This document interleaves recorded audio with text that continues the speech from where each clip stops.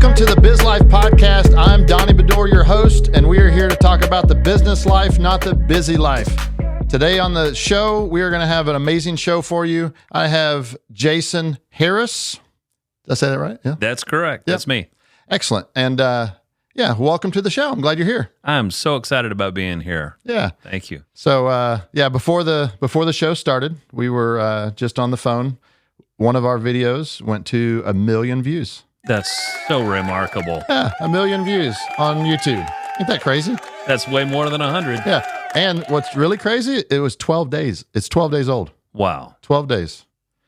And anyway, pretty cool. That's fantastic. Yeah. Well, I've got a message to get out, so I'm excited about being a part of that kind of viewership. Yeah. And I think the message today is something important that we should all think about, right? Let's go into that. First, before we get into that, tell us a little bit about yourself. All right. Well, I am a certified celebrant. When I tell people that, they usually say, "You're what, Hurts?" You're what? Yeah, it's like, you're a what? And they hear from that either celibacy or something like that. It has nothing to do with that. A celebrant is just a fancy word for a guy who speaks at funerals. Okay. And the term actually came out of New Zealand, of all things. I love New Zealand. It was actually, originated with a group of people who said, "I want a traditional religious funeral." Mm-hmm. And now I'm a minister of the gospel, and I can tell you more about that in a moment. But the training that I got through the celebrant training and Insight, Insight was the name of the company that I got the certification through. Okay. Glenda Stansberry, and it was really, really good.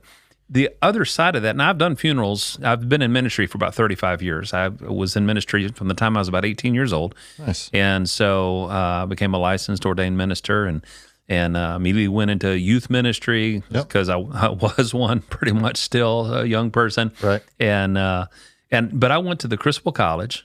I squeezed a 4-year degree into 5. And managed to finally get my degree at Criswell. And then I went to Southeastern Seminary, got my master's degree, an MDiv, with an emphasis in counseling. But what's astounding to me, Donnie, is that out of 8 years of Bible training and preacher training, I had exactly one class, not one course, but one lecture on how to do funerals. Yeah. And that's astounding. I mean, when I reflect back on it, so I started asking other preachers. Maybe it was just me. Maybe I missed a class or something like that. Right. And others that I've asked, what specific training did you get on doing funerals? It seems like we had a lecture on it, and that's just kind of the common answer. Yeah. And even that lecture was shared with how to do weddings, how to do the Lord's Supper, and how to do baptisms. Right. And so I really got a quarter of a lecture on doing funerals, and that was pretty much protocol. It was like, this is where you stand. This is, it's proper for the pastor to lead the casket from the hearse to the burial site and walk in front of the pallbearers. And here's, by the way, about a dozen passages that are popular to speak about at funerals. The "Let not your heart be troubled," or, in my Father's house are many mansions, or, I go to prepare a place for you, all this. And so there's a lot of, typical passages. But what I've discovered, and what is very common knowledge, I'm sure most of the people listening right now would agree, that the family who's lost a loved one doesn't really want a sermon. Mm-hmm. They want a celebration. Right. They need a celebration of life. Yeah. And so it's a juxtaposition. Yeah. And so the evolution of this is about 17 years ago. I got out of public ministry, and I won't go through the details of what brought that about. Sure. But I did go into a number of sales positions with like home improvement, windows, siding, doors, roofs, gutters, things like that. Yeah. And I really enjoyed it. I enjoyed interacting with people and things. Well, I moved back to Texas about 11 years ago, and I knew I was going to do something in sales again. Yeah. And so one of the things that was available was pre-need funeral sales. And I thought, I've never heard of that.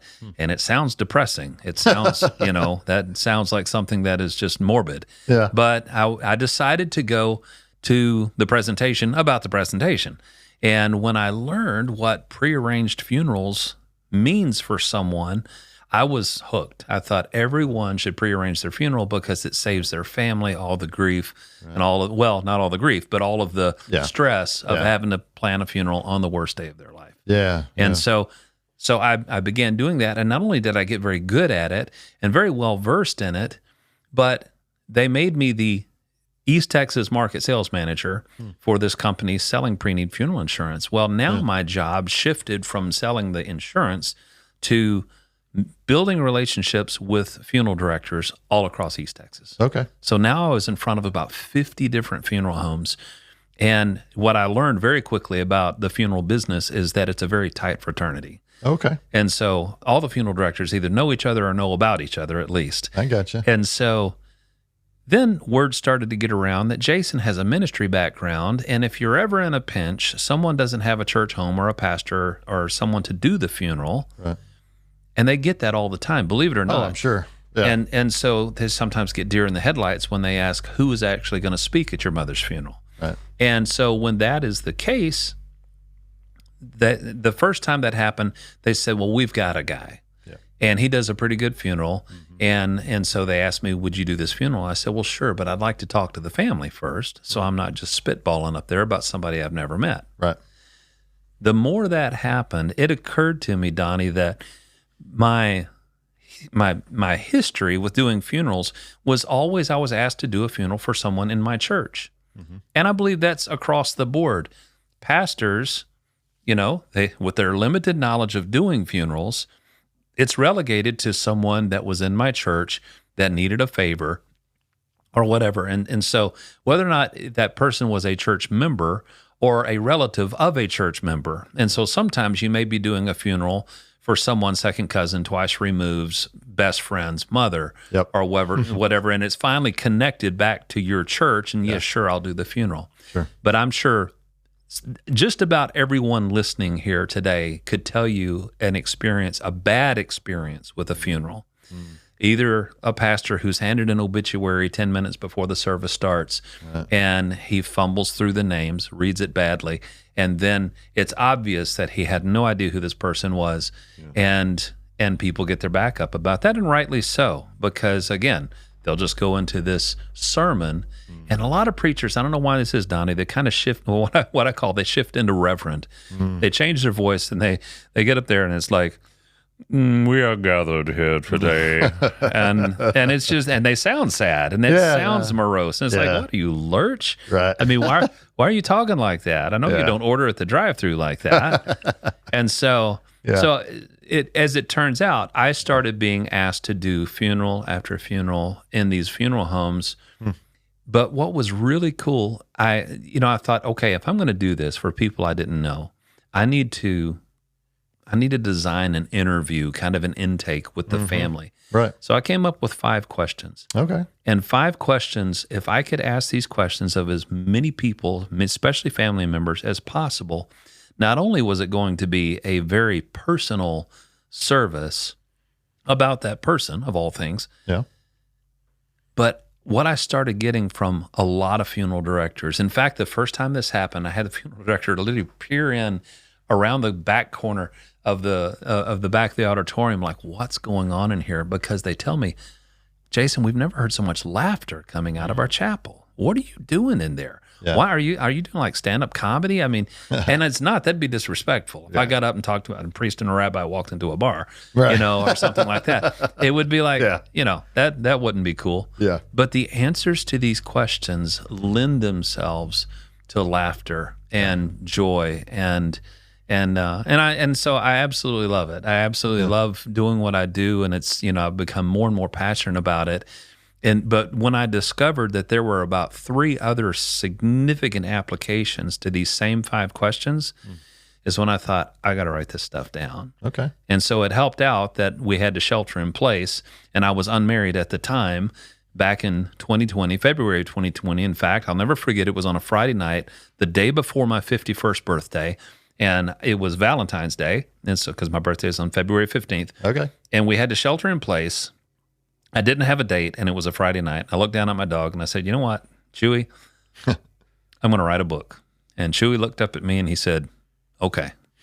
And so away I went. And within about 6 or 7 weeks, I had the entire thing written because it's all I had to do. And all I had to do was talk about how these questions have completely transformed the way that I've done funerals. And more people saying, hey, Jason, I went to the last funeral that you did, and I would really like for you to do my mother's funeral or whoever, right? Typically after she's passed away. Yeah, but, yeah. Well, yeah. This is the mother standing right there. She's like, hey, I'm right here. We're prearranging everything, Mom. That's right. We're going to prearrange it. Don't worry about it. Exactly. So you get in 2 weeks? Exactly. Yeah, if we could have an idea here. Yeah. Well, yeah. So, definitely a topic that, some people may not think, okay, what did I chime into the right podcast, right? This is the Biz Life, right? And they're talking about funerals and death and stuff. But, exactly. Really, the death ratio, as far as I know, no one's told me differently, is still 1-to-1. Yep. Right. Yep. And so everybody at some point, not necessarily, like saying that you're going to die, but you're going to experience death of some sort, right? And Absolutely. it's just dying is part of living. Absolutely. It is, right? And in business, right? Our last episode, I had my wife on here and we were talking about relationships, right? And man, relationships are so vital to build a business, to grow a business, to sustain a business. And whenever you have those people that you have a relationship with in business and they, lose a loved one, it's like, sorry about your bad luck. What do I say? Right. Right. And so I would like to go into that a little bit and then maybe dive into the book a little bit. Absolutely. And, just see where it goes. Right. So, what are some tips and tricks that you can give business owners when it comes to dealing with grief, someone else? Because you do it all the time. Absolutely. Right. So, what can we learn from that? Yeah, and that's a great question. And what I encourage you to do, especially if you're a CEO, owner, an entrepreneur, if you have important relationships, business relationships, a number one client or whatever, the number one thing when you find out that someone has lost a loved one is avoid the cliches, avoid the common things that we say, which, even something as innocuous as asking someone 2 weeks after a loss, how are you doing? Because folks hate that question. Yeah. Grieving people hate that question because what are they supposed to say? I cry all the time. Thanks. How are you? Yeah. No kidding. It's not. But anything that begins with at least is not going to land well ever. And so when you say, well, at least he's in a better place, or at least God's not going to give you more than you can handle, or at least at least he's not suffering anymore, right? Or whatever. Those are things just as surely, Donnie, as seminary students are not taught how to do funerals in a way that is fun and exciting. I like to tell people I put the fun in funeral, F-U-N, and F-U-N-E-R-A-L, and that it can be a healing experience. It can be a joyful experience where you're literally celebrating someone's life. Just as surely as pastors haven't been taught to do that per se, people have not been taught how to relate to grieving people. No, that's true. And so I didn't have a class in high school about when your friend dies or when your friend's mother dies, this is what you should say or this is what you should do. Right. And so we're left with the common things that we've heard on the movies, that we've heard in TV shows or whatever else. So we've just overheard people saying, I kind of like that. I think I'll say next time, well, just let me know if I can do anything. Right. And no one's ever going to. I just believe that. Right. You need what you. I tell you, my favorite chapter in this book that I had the most fun writing in Good Grief, Celebrate Your Life is lessons from a hobbit, a grief dog, and a box of matches. Okay. And it's the 9th chapter. You'd have to get to the next to the last chapter to finally get to that. But it's all about the grief support. And I won't go into the Hobbit illustration just yet, although it's, just to say it's so important to stay on the journey with someone who's grieving.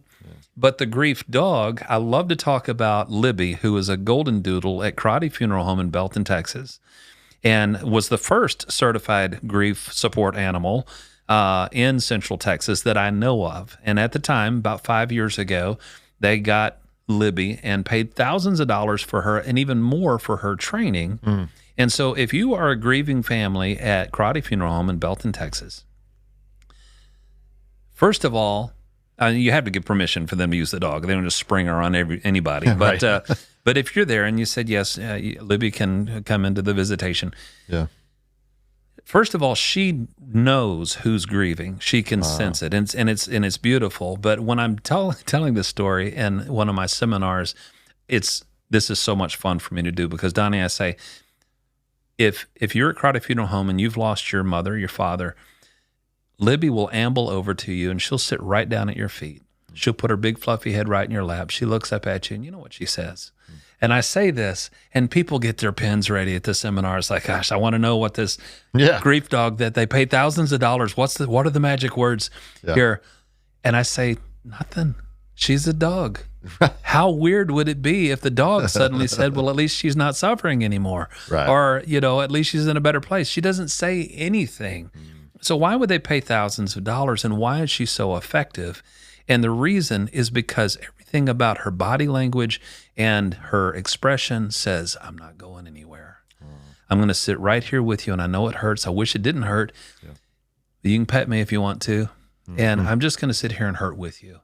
And that is so countercultural and so counterintuitive from what we're expecting someone to say or do. We kind of brace ourselves for the common cliches. Right.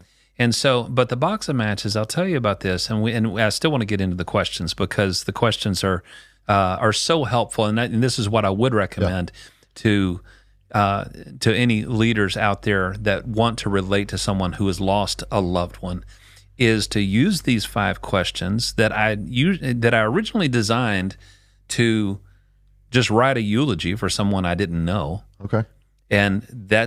But once I started using those, I discovered this very organically. I was flying somewhere and I was by myself because I was still single, remember, at the time. And if you're sitting next to me on the airplane, you're open season. I am that guy. I'm that guy who's going to talk to you before we ever pull away from the gate, unless you put your earbuds in and stare out the window like, leave me alone, I'm an introvert. Yeah. And then I might wait until we're at least halfway through the flight, and then I'll still talk to you anyway. We're going to break for a moment. I want you to hear for our sponsors. One of our sponsors is JP. Matter of fact, I said earlier in the podcast that his video has gone viral, and it broke 1 million. Now it's at 1.3 million. So watch this these next few sponsorships, and we'll see you in a minute. From password hiccups, detrimental cyber attacks, modern day tech challenges can impede your business's growth. But don't worry, because F1 Information Technologies, or F1 IT for short, ensures your business's day-to-day operations run smoothly. JP Kesey, co-founder of F1 IT and former guest on the Biz Life, affirms that with F1 IT by your side, your business can navigate IT-related obstacles with confidence and propel forward. Their services include cloud solutions, industrial compliance, IT advisory services, as well as managed and co-managed IT services. F1 IT is powered to serve. Visit f1it.com to discover more. That's f1it.com. Ready to boost your business's impact? Fully Promoted Fort Worth is your one-stop destination for branding needs, specializing in branded apparel and promotional products. They help attract, retain, and engage customers. From custom uniforms to eye-catching items, Fully Promoted Fort Worth has you covered. Contact them today to unlock your brand's potential. 817-803-4404. Fully Promoted, your success, their passion. Looking to elevate your office meetings, client gifting, or corporate parties? Check out Gray's Craze, your one-stop destination for delightful catering options. Imagine impressing your colleagues and clients with our large charcuterie board, carefully curated with the finest artisanal cheeses, premium meats, and an array of accompaniments. And when it comes to client gifting, nothing says thank you quite like a luxurious selection of gourmet treats designed to meet your every need. Gray's Craze, catering that leaves a lasting impression. Welcome back to the Biz Life. We're here with Jason Harris, and we are talking about, death. No, talking about grief and how to handle people that are grieving and things like that. So the first time that I was sitting next to someone, we began those questions of, are you coming or going? Who are you going to visit? Is this business or pleasure? What do you do? Where are you from? And then when they reciprocated and said, well, Jason, what do you do? And I looked at him and I said, well, it's going to sound strange, but I really love speaking at funerals.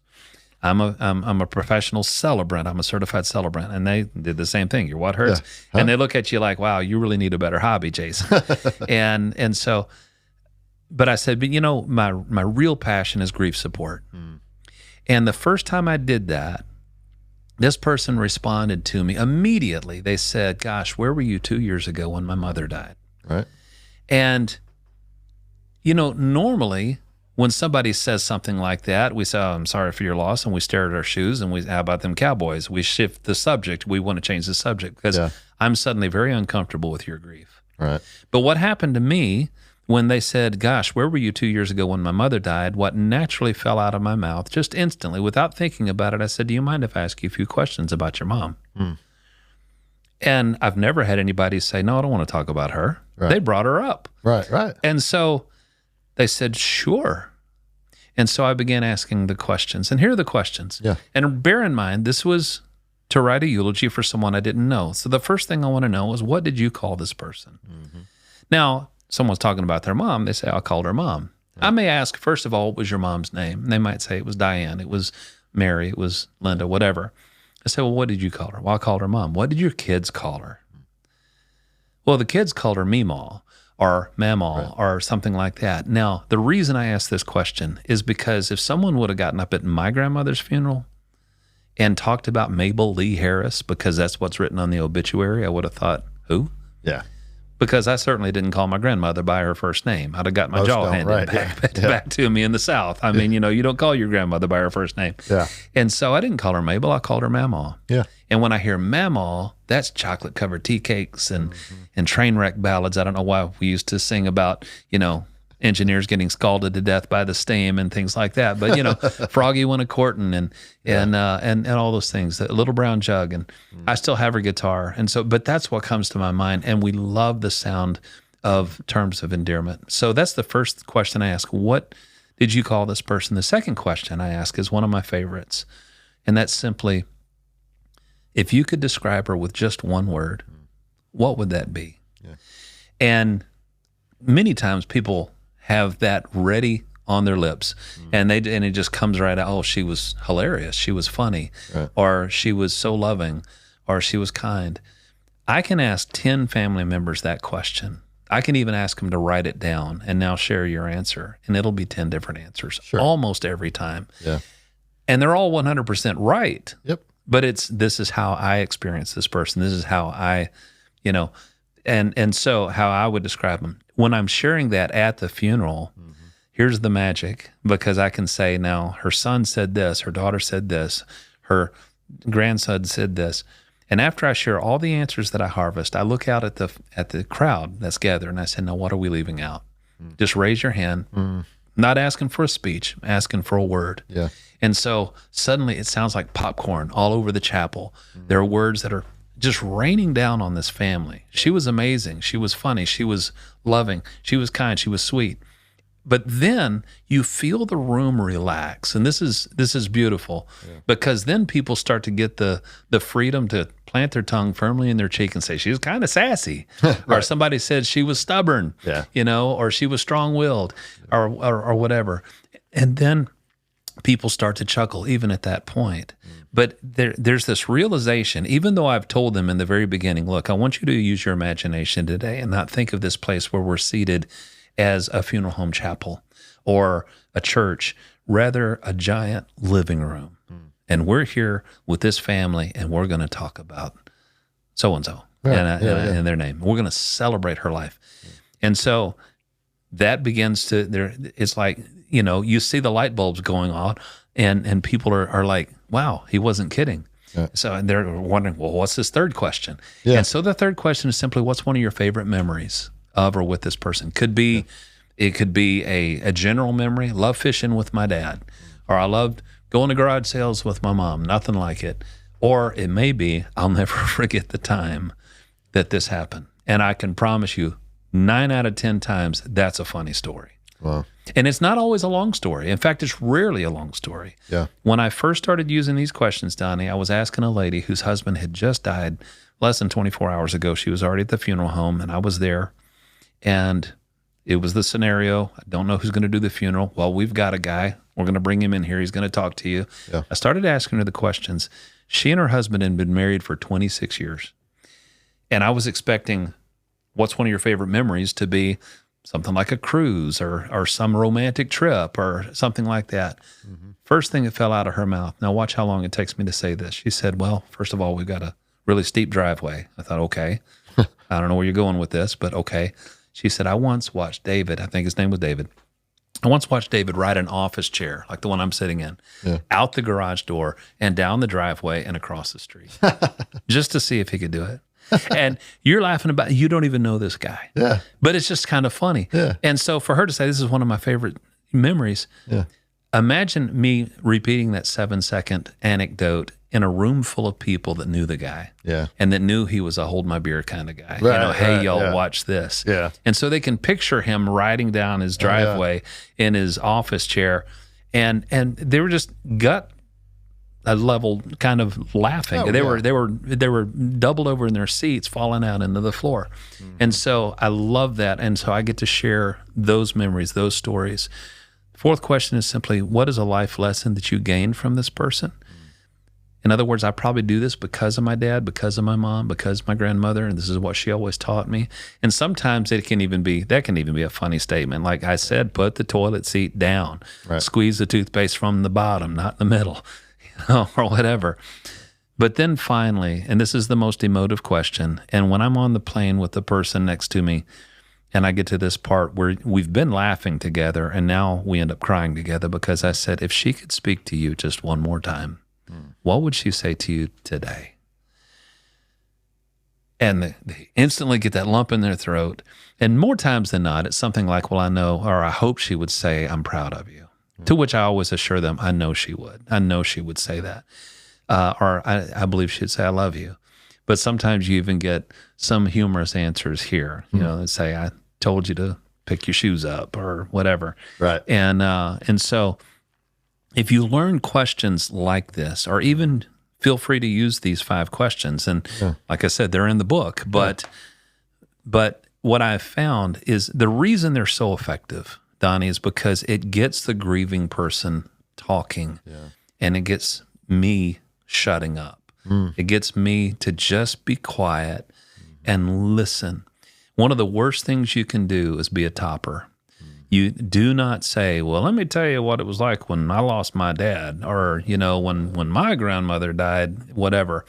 Because number one, if this is a recent loss, and if they just lost their mother a week ago, or even a few weeks ago, they don't want to hear that. Yeah. And they don't need to hear that. Yep. And so anything else, but I mean, if you can say, let me just ask you a few questions. Yeah, I like that. I like that. I know a lot of relationships end up, just getting a ripple in it, usually from perceived indifference, right? Yeah. And sometimes that just happens because, well, shoot, we don't know what to say, so we just say something. Exactly. And there's some perceived indifference right there. And and that's in the process of us trying to put a silver lining on their cloud. Right. And so we, to get you off the hook a little bit, you mean well. And so those of you listening, I understand the sentiment, and you're in good company, but I'm doing my best to stamp it out. Yeah, and I've said some of these very things, right? Absolutely. I mean, and that's just, and I have too. Just being ignorant of, not knowing of how to craft, a conversation like this, that it can go in a way that's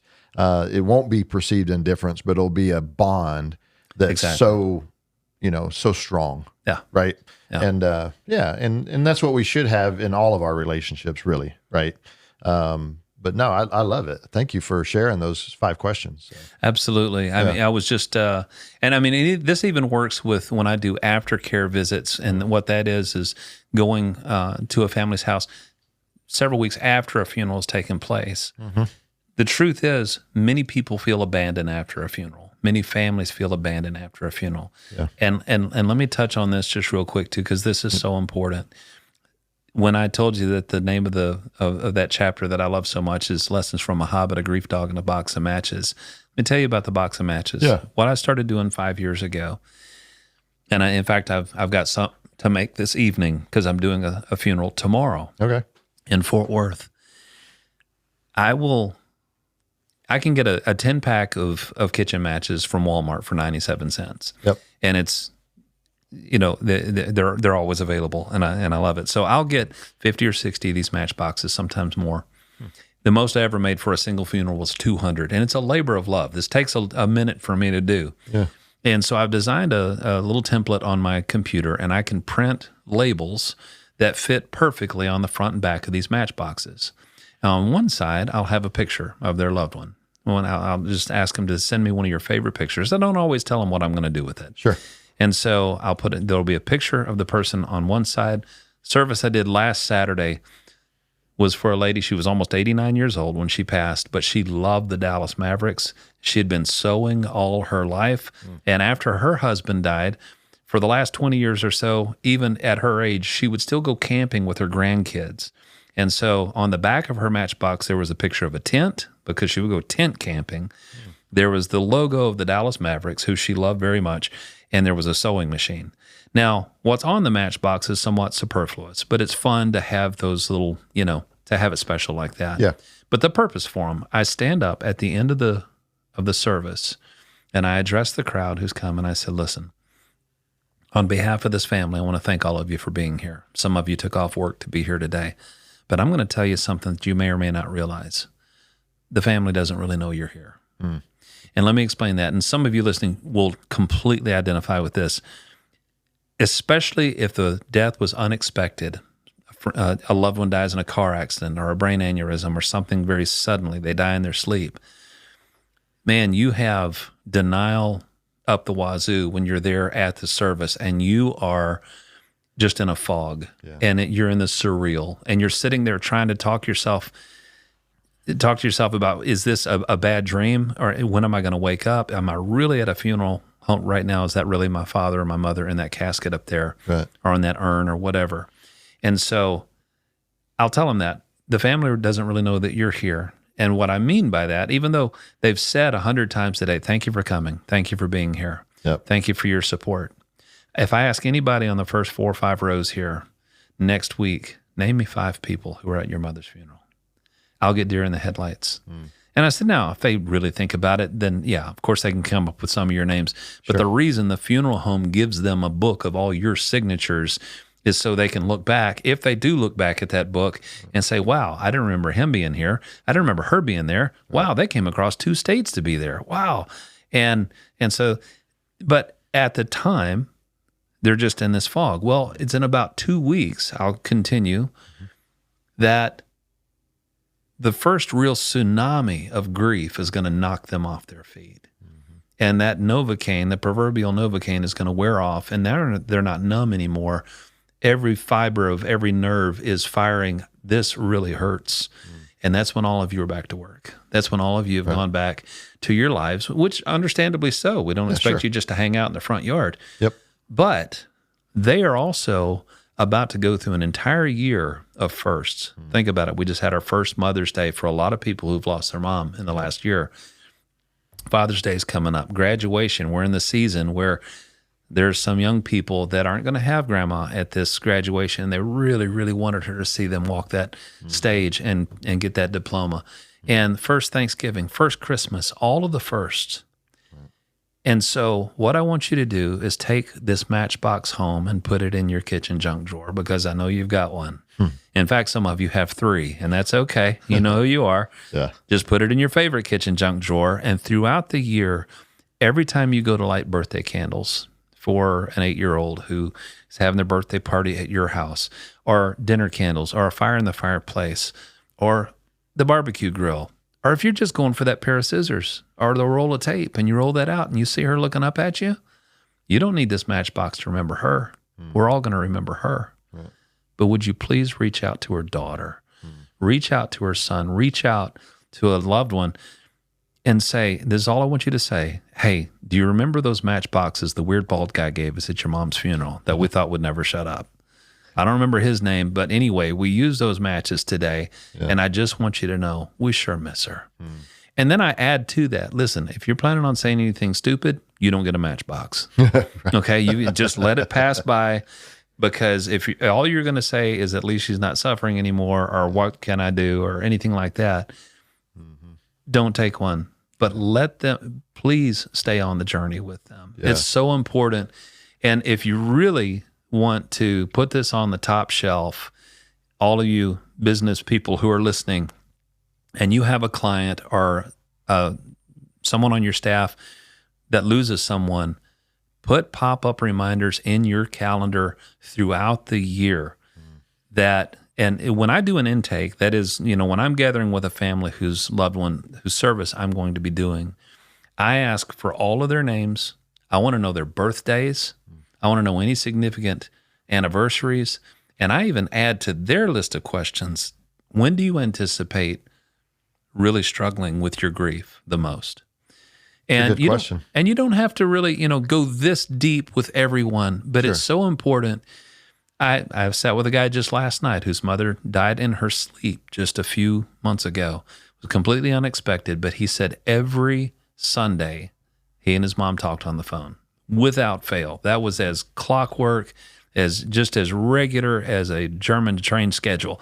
And they knew every Sunday we were going to be talking. And so what do you think the first Sunday after his mother passed was just like a knife in the gut? Sure. And it's like, wow. And so every Sunday after that is difficult. And so something that is important to me, and when I do a service, I don't just do the service. I'm going to be with that family for the next year. Now, I don't hang out with them and, or whatever, but I will reach out to them throughout the year. Sure. Just a few days ago, I sent a group text to everybody who was still in my phone that was connected to a funeral I did exactly a year ago.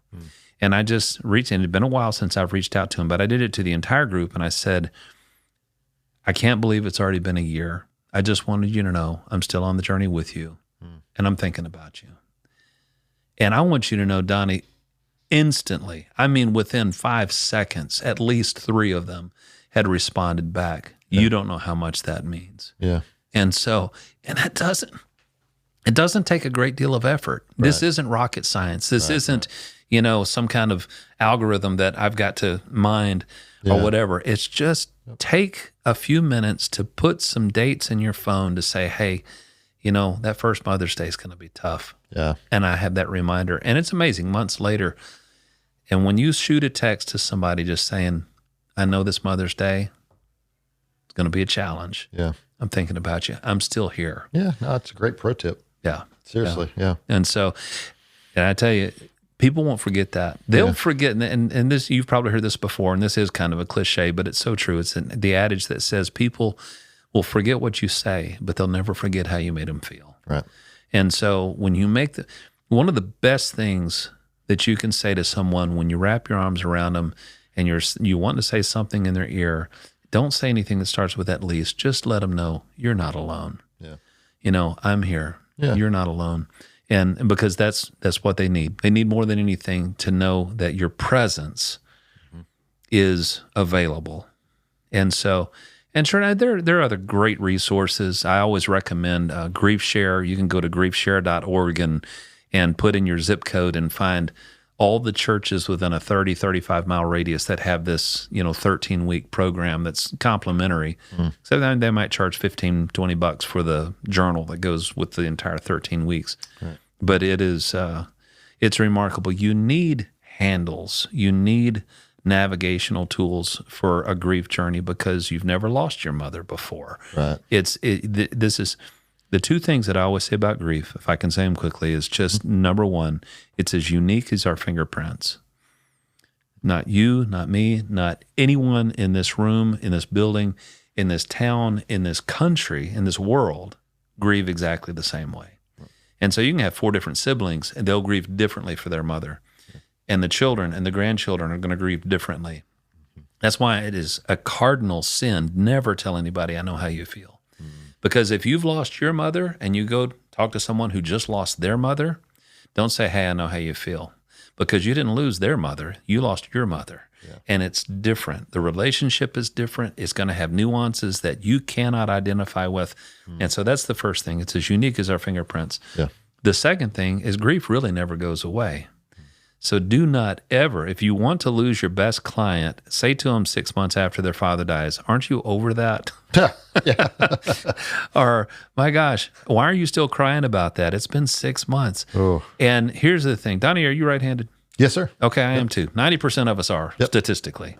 But if you and I suddenly lost our right arm in an accident, number one, that'd be awful. Yeah. And but now you're left-handed, whether you like it or not. Yep. And you're going to discover not only you're going to be in a lot of pain shortly after the accident, because who knows how I lost the arm, but within a week or two, I'm going to discover that lots of things that I could do without thinking before are suddenly a real challenge. How are you going to brush your teeth with your left hand without looking like a rabid dog before it's all over with toothpaste all over your face? You know, how are you going to get dressed with one arm? How are you going to tie your shoes with one hand? All these things. How are you going to write a shopping list that anyone can read? Well, if you fast forward 6 months to a year to even 2 years beyond the accident, you get better at those things. And suddenly, I mean, the pain's not there anymore. You're not having the phantom pains anymore. You're not, you know, you can get dressed again without thinking about it. And, you know, you've learned these little tricks to deal with only having one arm. But the fact is, and the fact remains, I don't get the arm back. Yeah. The arm's never coming back. So 20 years after the accident, you think I'm ever going to reach a place that I'm going to say, you know, 2 arms is overrated? I'm never going to say, I didn't need that arm. I'm always going to say, I'd give anything to have that arm back for even a day. Yeah. And to be able to put both of my arms around somebody that I love or whatever. And you got to understand that grief is like that, especially when the relationship was very close, like a mother or a spouse or father or whatever. Yeah. And so, and you know, there's actually a chapter in the book that I deal with when the times that you can't celebrate, but you need to heal. There are people that, if they have an estranged relationship with their father, or their father was abusive or alcoholic or something like that, some people, I mean, they don't want to just say good riddance. Right. They still need the closure. They still need to heal, and it's going to be a little different situation. Yeah. So I had to deal with that. The hardest chapter for me to write is a chapter called I Just Want to Know Why, because there's no answers to that. Yeah. And it's tough, and it's not the end all be all, but I tell you, writing the book was good for me. Yeah. And it was very helpful to me. And I thought it'd be great just to have a book when I go and do talks and seminars, to have something on the back. But I almost always just give a copy of this book to the immediate family member of someone who's passed away. And I love to sign it in memory of their loved one. And I'm happy to, to bring a copy to anyone that would like to, to hear more, or if you'd like to have me, come and speak at your church or your organization, if you have a grief support group or anything like that. I love speaking. Yeah, no, I you could tell in your just the passion that comes out while you speak, right? And you can feel your heart that this is something that you really feel called to, and you have been called to and gifted for. And made for. And so I appreciate that. This is definitely, one subject as we were, talking about the coming up to the podcast. And it's like, man, this really is something that is needed for many, many people to hear. Sure. Right. I think there's 2 people in the world, right? Ones that have lost a loved one and ones that will lose a loved one, right? I mean, everybody's going to deal with grief of some sort, some form or fashion. And it's just one of those things I think that, we just don't want to talk about. We're like, shove it under the rug and like, I'll deal with it whenever that happens. But whenever, mom, dad, or grandma or whatever dies, and it's like, okay, now you're forced to deal with this grief. And I think it's a great conversation, right? Great conversation for business owners, right? It tied into business, but just life and relationships, because that's what it's all about. And let me give you a little bonus tidbit here. If you're a business person or owner or CEO or whatever, if you're throwing a retirement party for somebody, or something like that. One of my chapters talks about don't wait until death. And in that chapter, I'm actually recommending, what if you introduced a new tradition to your Thanksgiving or Christmas or family reunion, where you would just put everybody's name in a hat and you draw somebody out. Say, we're going to talk about Donnie today. And you put Donnie in in the seat where everybody, maybe 25, 30 family members gathered around. And you just begin with, what does everybody call Donnie? Are there any nicknames for Donnie? Yeah. And you might hear something you never heard before. I don't know. But, what do the grandkids call him? What are his nieces and nephews call him? And that sort of thing. And begin to ask the other questions. And when you say, if you could describe him with just one word, what would it be? You get to hear the answers. And when you say, what's one of your favorite memories ever with him so far? And say, hey, remember the time that we were doing that podcast or whatever, and people began to share. Yeah. What about life lessons? Right. But then the heat gets turned up on you when we say, well, if you were suddenly killed in a car accident, what is the one thing you really wish you could still say to some of us? Yeah. Go ahead and say it. Yeah. And the reason when I do this talk at a church, for example, and I called it the 5 questions that will change your life. And the reason I called it that is not because I think these are the greatest questions ever, but it's the final application to the questions. Yeah. And that is, what if I turn these questions introspectively and ask myself, what are my terms of endearment? What do people call me? But if they could describe me with one word, what would it be? And what do I hope it would be? Right. And most importantly, am I being it? Yeah. And so I have to think about those things. Am I making memories, or am I staying so busy with this job that I have that I'm not spending time with my kids, with my grandkids, with my spouse, and having date nights and making those memories? Am I teaching life lessons? Right. And what would they say to that? Would somebody say, oh my gosh, I know I do this because of him? And then finally, if I was suddenly taken out of this world, what is the one thing I could really wish I could say to my wife, to my kids, to my friends, to my loved ones? And when I get to that part of the book, spoiler alert, I will tell you, because this book reads like just a conversation with me. Yeah. I say in the very beginning, go brew some coffee and we're going to have a talk. There you go. But I'll tell them at this point, just set the book down. Put the book down for a minute. I'll be here when you get back, I promise.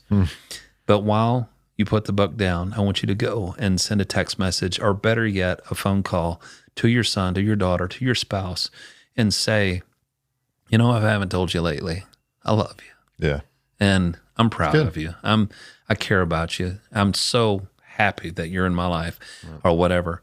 And those are things, I know the old country song, live like you were dying, and that sort of thing. But sometimes, it hits me on a pretty regular basis because I do funerals a lot. Yeah. And I'm 55 years old, but Donnie, it's amazing how many funerals I do for people that are my age or younger, and especially the number of people that I do services for that it was completely unexpected. Yeah. And so that's why I encourage your listeners also how important it is to prearrange your funeral. Sure. To talk about those things, because it's amazing when I get deer in the headlights when I'm talking to a couple and I say, well, first of all, do you plan to be buried or cremated? They will look at each other and then look back at me and I say, oh my gosh, y'all never talked about it, have you? Yeah. And most people haven't, because how many times have you been on a date night and say, hey, let's talk about our funerals? Yeah. That's right up there with chewing on aluminum foil. That's just not a desirable thing. Yeah. But I can tell you this, in the past 11 years, and being brought into a funeral director's arrangement office with a family whose funeral I'm going to be speaking at, I've seen it enough times that the difference between all of the stress that everybody's feeling over, oh my gosh, how are we going to pay for this? What do you think mama wants? And trust me, if there's more than one family member in there, there's going to be room between opinions. There's going to be arguments. People don't speak for years after funerals sometimes. Compared to when the funeral director says, wait a minute, what was the name? And they tell it and they say, just a minute, I'll be right back. And that funeral director comes back in with a folder in his hand and says, she's already made all the arrangements. In fact, she's already paid for it. Yeah. And people will burst into tears and say, wow, mom's loving us even now. Right. And so that's something else. Yeah. If you're locally, I can help you with that. And you need to do it. It's so important. Whether I do it or not is superfluous. You owe it to your family to do this. No, that's good. It's good advice, and I agree with you wholeheartedly. So, getting to the end of the podcast here. Okay. Giving us a lot of stuff to chew on and think about. I love the 5 questions. Thanks for relaying that to us. If someone is interested in your services, right, how do they get a hold of you? Great question. I can't even believe this domain was available. I love to speak, and so I'm a speaker. And so my website is called speakerjason.com. Okay. So my name is Jason, so speakerjason.com, and there's a link on the website to get the book. Okay. And it's also available on Audible. Okay. And so as read by the author, a friend of mine that also does podcasts, he said, just record your book right here in my studio. Nice. And I said, wow. And so you can listen to the entire book in about 5 hours, unless you put it on like 1.25 or something. You can listen to it even faster. Yeah. So it's available on Audible as well, but speakerjason.com will also link you to another website called Morning Into Dancing. That's who I am on Facebook as well. And that's not morning as opposed to evening. It's MOURNING. So Morning Into Dancing.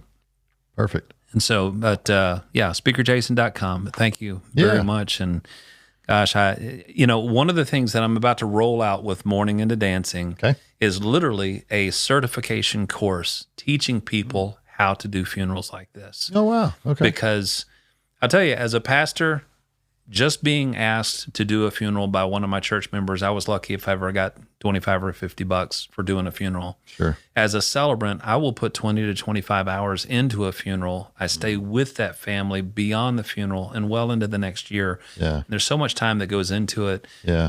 It's typical for me to get more like 500 or so for doing these services. And many people, I had one lady pay me literally $2,000, and I tried to refuse it. But she said, "You have no idea how much this meant to our family," and they still talk about it 5 years later. Yeah. So doing a course where people can be certified under Morning Into Dancing as a certified celebrant, I'm going to be rolling that out very, very soon, and that's my passion, is to reproduce. Myself. Perfect. Yeah. Well, thank you again for being on the podcast. I've really enjoyed it, and this has been amazing. So, yes. Well, thank you so much. And I know that I've said a lot. It's kind of like taking a sip of water out of a fire hydrant. Yeah. But it is. You're exactly right. I'm more passionate about this than I could ever express. Yeah. So thank you very much for the opportunity. Absolutely. And hey, if for those that are watching, thank you so much. If you would, please like, subscribe, share out. It really does help us a lot. We appreciate you. We'll see you next time on the Biz Life.